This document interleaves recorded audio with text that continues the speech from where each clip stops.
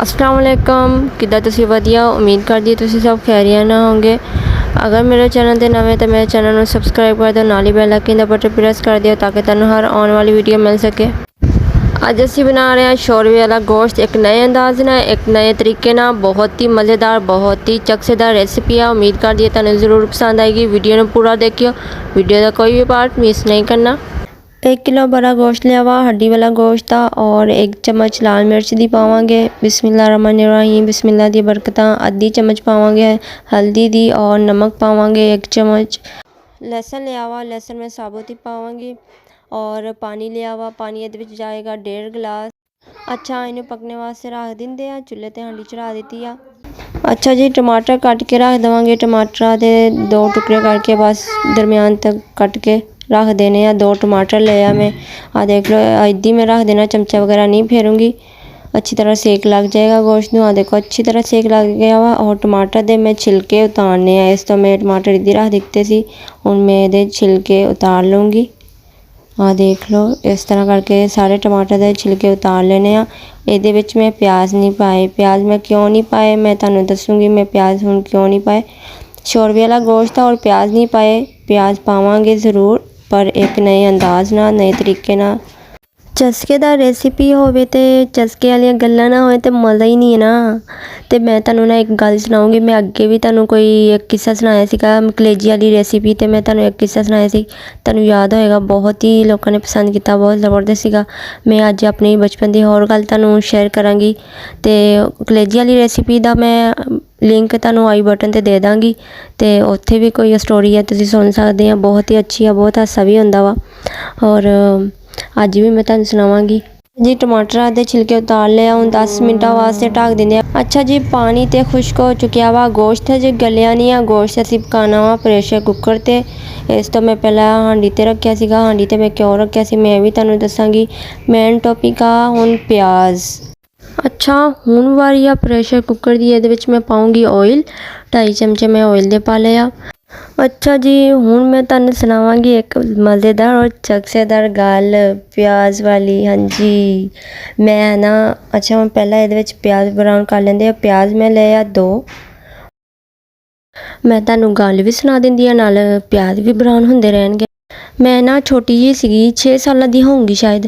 तो मैनू ना चाची ने कहा, चाची कहती पुत्त प्याज लिया दे मैनू बाज़ारों। तो मैं कहा अच्छा मैं लिया दिंदी आ। कहती मैं ना हांडी पकाउणी है तो मैनू प्याज लिया दे। मैं कहा अच्छा मैं जांदी आ लैण। मैनू 20 रुपये दिते। कहती है ना सब्जी लिया दे सोहनी जी लियाई, खराब चक के नहीं लियावी। मैं कहा नहीं चाची मैं खराब नहीं लियांदी, मैनू सब्जी बहुत सोहनी लियाउणी आउंदी आ। तो मैं गई बाज़ार, तो मैं भाई नू कहा मैं कहा चाचू है ना मैनू प्याज दे दो। तो वह प्याज ना गले सारे पाए विच। मैं कहा चाचू आ खराब जे प्याज ना दे मैनू अच्छे जे प्याज दे, मैं नहीं लेके जाने इदा दे। तो मैं खुद ही ना चुग चुग के पान लग गई। तो मैं की किया 2 वड्डे वड्डे प्याज पे सीगे है ना। तो मैं कहा चाचू आ प्याज दे दे मैनू। मैं छापड़ ते 2 पा ले। तो मैं कहा इन्हू तोल किन्ने होए आ, तो 20 रुपये किलो होंदे सीगे। तो उन्हें ना वो प्याज तोले आ, 2 प्याज सी काफ़ी वड्डे वड्डे सी। उन्हें प्याज तोल के मैनू दिते, कहंदा है ना पुत्त किलो हो गया। मैं कहा अच्छा चलो सही है। मैं वड्डे वड्डे प्याज ले लिया, पता किन्ने सी आधा किलो का एक प्याज, आधा किलो का सी। मैं 2 प्याज ले गई आधा आधा किलो के, 2 प्याज लेके गई किलो करा के। मैं बड़ी खुश, मैं अच्छी सब्जी लई है। मैनू चाची ने हुण शाबाशी देनी है, कहना वा लै तां मेरे पुत्त नू सब्जी लियाने आंदी है। मैं तां एवें कहती रहंदी उन्होंने सब्जी नहीं लियाने आंदी ते वो इदा चीज़ लिया के दिंदा।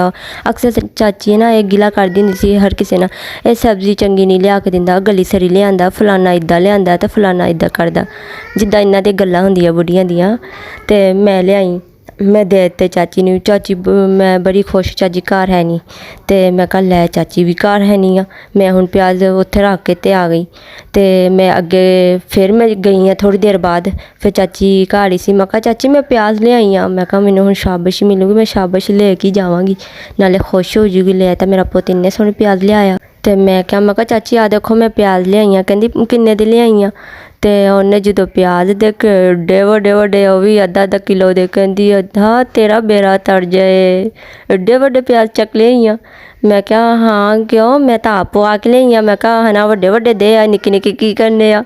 ਮੈਨੂੰ ਕਹਿੰਦੀ ਜੇ ਥੋੜ੍ਹਾ ਜਿਹਾ ਸਾਲਨ ਪਕਾਉਣਾ ਹੋਵੇ ਤਾਂ ਹੁਣ ਮੈਂ ਕੀ ਕਰੂੰਗੀ, ਮੈਂ ਤਾਂ ਇੰਨਾ ਕੁ ਪਕਾਉਣਾ ਵਾ ਸਾਲਨ, ਤਾਂ ਇੱਕ ਛੋਟਾ ਪਿਆਜ਼ ਹੁੰਦਾ ਤਾਂ ਮੈਂ ਕੱਟ ਕੇ ਪਾ ਲੈਂਦੀ, ਬਾਕੀ ਤਾਂ ਇਹ ਖ਼ਰਾਬ ਹੀ ਜਾਣਾ ਵਾ। ਤੇ ਮੈਂ ਕਿਹਾ ਕੋਈ ਨਹੀਂ ਚਾਚੀ, ਤੂੰ ਮੁੜ ਕੇ ਪਾ ਲਈ ਦੁਬਾਰਾ, ਅੱਧਾ ਤੂੰ ਛਾਪੜ ਤੇ ਪਾ ਕੇ ਰੱਖ ਲੈ, ਹੈ ਐਡਾ ਵੱਡਾ ਪਿਆਜ਼ ਲਿਆ ਕੇ ਦਿੱਤਾ, ਤੇਰੇ 4 ਦਿਨ ਸਕੂਨ ਨਾਲ ਲੰਘ ਜਾਣੇ ਆ। ਤੂੰ ਲੱਗੀ ਰਹਿੰਦੀ ਐਵੇਂ ਪਿਆਜ਼ ਲਿਆ ਦੇ ਪਿਆਜ਼ ਲਿਆ ਦੇ, ਮੈਂ ਵੱਡੇ ਵੱਡੇ ਲਿਆ ਤੇ ਤੂੰ 4 ਦਿਨ ਮੌਜ ਕਰ।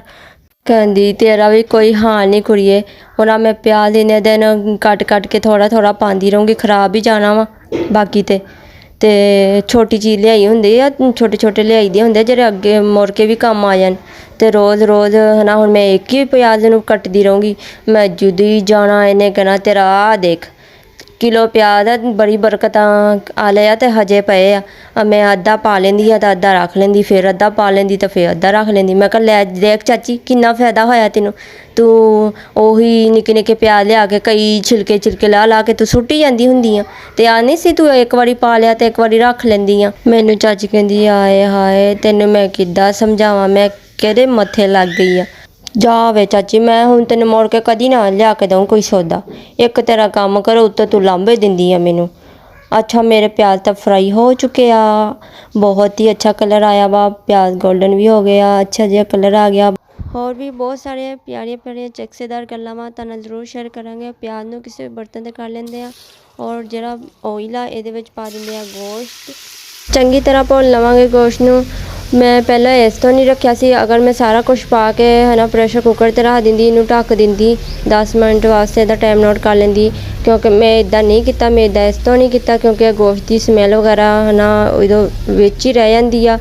ਪ੍ਰੈਸ਼ਰ ਕੁੱਕਰ ਤੁਸੀਂ ਰੱਖ ਦੋਗੇ ਢੱਕ ਦੋਗੇ, ਇਹਦੀ ਸਮੈਲ ਬਾਹਰ ਨਹੀਂ ਨਿਕਲੇਗੀ, ਅੰਦਰ ਹੀ ਅੰਦਰ ਇਹਦੀ ਸਮੈਲ ਰਹੇਗੀ ਅਤੇ ਉਹ ਮੈਨੂੰ ਅੱਛੀ ਨਹੀਂ ਲੱਗਦੀ।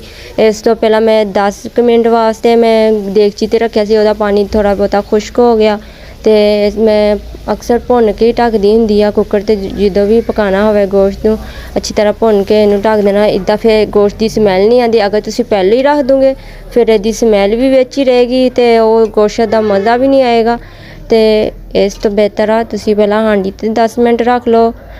ਅੱਛਾ ਜੀ ਪਿਆਜ਼ ਨੂੰ ਕਰਦੇ ਆ ਗ੍ਰੈਂਡਰ, ਅਤੇ ਮੈਂ ਇਹਨੂੰ ਢੱਕ ਦਿੰਦੀ ਆ 5 ਮਿੰਟਾਂ ਵਾਸਤੇ, ਮੈਂ ਫਿਰ ਆਉਂਦੀ ਆ ਠੀਕ ਆ। ਚਲੋ ਜੀ ਪਿਆਜ਼ ਤੇ ਗ੍ਰੈਂਡਰ ਹੋ ਗਿਆ ਔਰ ਲਾਈਟ ਵੀ ਚਲ ਗਈ, ਸ਼ੁਕਰ ਅੱਲਾ ਦਾ ਮੈਂ ਪਹਿਲਾਂ ਹੀ ਜਾ ਕੇ ਗ੍ਰੈਂਡਰ ਕਰ ਲਿਆ, ਜਿੱਦਾਂ ਹੀ ਮੈਂ ਮਸ਼ੀਨ ਬੰਦ ਕੀਤੀ ਨਾ ਲਾਈਟ ਆਫ ਹੋ ਗਈ ਆ। ਮੈਂ ਸ਼ਾਮ ਦਾ ਖਾਣਾ ਬਣਾ ਰਹੀ ਆ, 7:30 ਹੋ ਚੁੱਕੇ ਆ, ਥੋੜ੍ਹੀ ਜਿਹੀ ਲੇਟ ਹੋ ਗਈ ਆ, ਚਲੋ ਕੋਈ ਗੱਲ ਨਹੀਂ, ਲੇਟ ਹੀ ਖਾਣਾ ਖਾਂਦੇ ਆ। ਹੁਣ ਇਹਦੇ ਵਿੱਚ ਮੈਂ ਪਾਉਂਗੀ 1 ਚਮਚ ਅਦਰਕ, ਔਰ ਅਦਰਕ ਪਾ ਲੈਣਾ, ਅੱਛੀ ਤਰ੍ਹਾਂ ਇਹਦੀ ਭੁਨਾਈ ਕਰ ਲੈਣੀ ਆ, ਗੋਸ਼ਤ ਨੂੰ ਅੱਛੀ ਤਰ੍ਹਾਂ ਭੁੰਨ ਲੈਣਾ ਵਾ। ਸ਼ੁਕਰ ਆ ਲਾਈਟ 'ਤੇ ਆ ਗਈ ਹੈ, ਸ਼ੁਕਰ ਅੱਲਾ ਦਾ ਲਾਈਟ ਆ ਗਈ। ਮੈਂ ਕਿਹਾ ਮੈਨੂੰ ਤਾਂ ਹਨੇਰੇ 'ਤੇ ਬਣਾਉਣਾ ਪੈਣਾ, ਰਿਕਾਰਡਿੰਗ ਵੀ ਹਨੇਰੇ 'ਤੇ ਅੱਛੀ ਹੋਣ ਨਹੀਂ ਰਹੀ ਸੀਗੀ, ਅਤੇ ਅੱਲਾ ਦਾ ਸ਼ੁਕਰ ਆ ਲਾਈਟ ਆ ਗਈ ਆ। ਅੱਛੀ ਤਰ੍ਹਾਂ ਗੋਸ਼ਤ ਦੀ ਬਣਾਈ ਕਰ ਲੈਣੀ ਆ, ਬਹੁਤ ਹੀ ਜ਼ਬਰਦਸਤ, ਬਹੁਤ ਖੁਸ਼ਬੂ ਆ ਰਹੀ ਆ, ਬਹੁਤ ਅੱਛੀ। ਉਮੀਦ ਕਰਦੀ ਹਾਂ ਤੁਹਾਨੂੰ ਜ਼ਰੂਰ ਪਸੰਦ ਆਊਗੀ। ਮੇਰੇ ਚੈਨਲ ਨੂੰ ਸਬਸਕ੍ਰਾਈਬ ਨਹੀਂ ਕੀਤਾ ਤਾਂ ਜਲਦੀ ਨਾ ਜਾ ਕੇ ਮੇਰੇ ਚੈਨਲ ਨੂੰ ਸਬਸਕ੍ਰਾਈਬ ਕਰ ਦਿਓ, ਔਰ ਨਾਲ ਹੀ ਬੈਲ ਆਈਕਨ ਦਾ ਬਟਨ ਪ੍ਰੈਸ ਕਰ ਦਿਓ ਤਾਂ ਕਿ ਤੁਹਾਨੂੰ ਹਰ ਆਉਣ ਵਾਲੀ ਵੀਡੀਓ ਮਿਲ ਜਾਇਆ ਕਰੇਗੀ। 2 ਹਰੀਆਂ ਮਿਰਚਾਂ ਪਾਈਆਂ ਵਾ ਔਰ ਸਾਬਤ ਹੀ ਪਾ ਲਈਆਂ ਸੀ, ਮੈਂ ਕੱਟ ਵਗੈਰਾ ਨਹੀਂ ਲਗਾਏ, ਇੱਦੀ ਬਹੁਤ ਅੱਛੀ ਖੁਸ਼ਬੂ ਆਏਗੀ ਇਹਨਾਂ ਦੀ।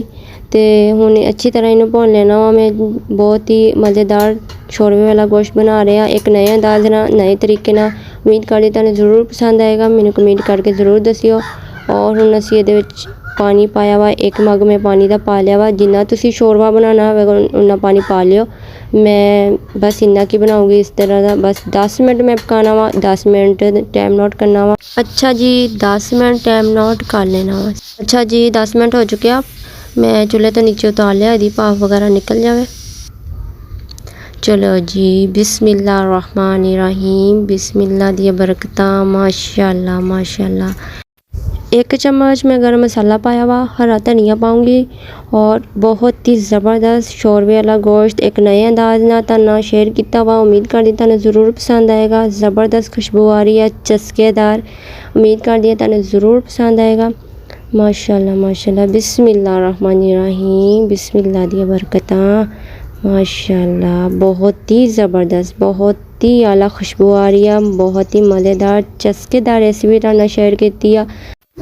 ਸ਼ੋਰਵੇ ਵਾਲਾ ਗੋਸ਼ਤ ਇੱਕ ਨਏ ਅੰਦਾਜ਼ ਨਾਲ, ਨਏ ਤਰੀਕੇ ਨਾਲ ਤੁਹਾਨੂੰ ਬਣਾ ਕੇ ਦਿਖਾਇਆ ਵਾ, ਬਹੁਤ ਹੀ ਜ਼ਬਰਦਸਤ, ਬਹੁਤ ਹੀ ਮਜ਼ੇਦਾਰ। ਮੈਨੂੰ ਕਮੈਂਟ ਕਰਕੇ ਜ਼ਰੂਰ ਦੱਸਿਓ ਔਰ ਲਾਈਕ ਵੀ ਕਰ ਦਿਆ ਕਰੋ ਆਪਣੇ ਪਿਆਰਿਆਂ ਤੇ ਸ਼ੇਅਰ ਸ਼ੁਰੂ ਵੀ ਕਰ ਦਿਆ ਕਰੋ। ਆਪਣਾ ਬਹੁਤ ਸਾਰਾ ਖਿਆਲ ਰੱਖਿਓ। ਅਸੀਂ ਫਿਰ ਮਿਲਾਂਗੇ ਨਵੇਂ ਚਸਕੇ ਦੇ ਨਾਲ, ਨਵੀਂ ਰੈਸਿਪੀ ਦੇ ਨਾਲ। ਓਕੇ, ਅੱਲਾ ਹਾਫਿਜ਼।